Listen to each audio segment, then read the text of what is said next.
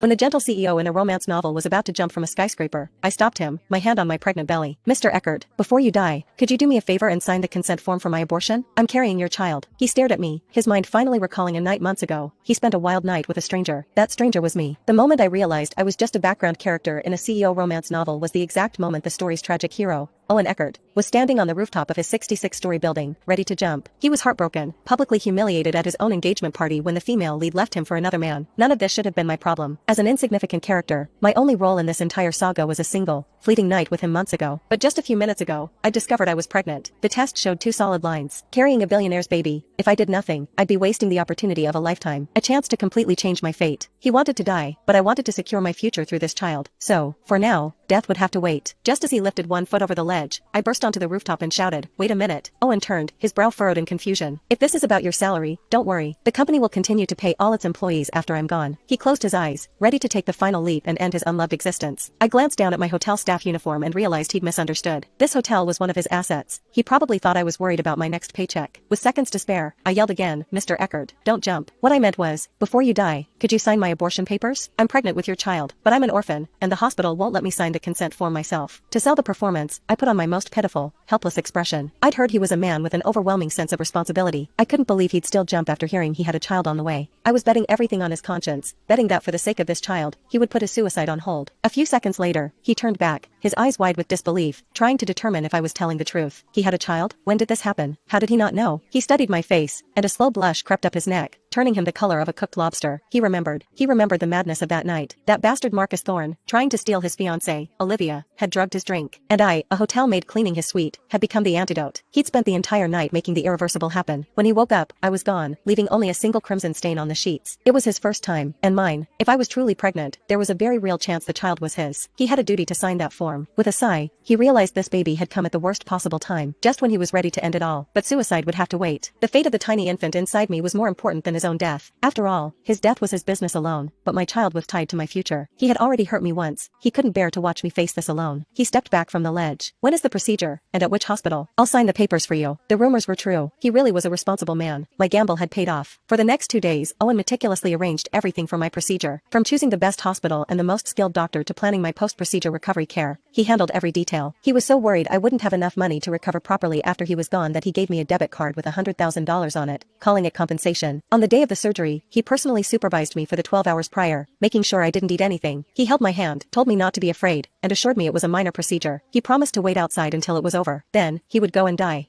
After signing the consent form, he gave me a small wave, as if sending me off to a battlefield. "Go on. If there are no surprises,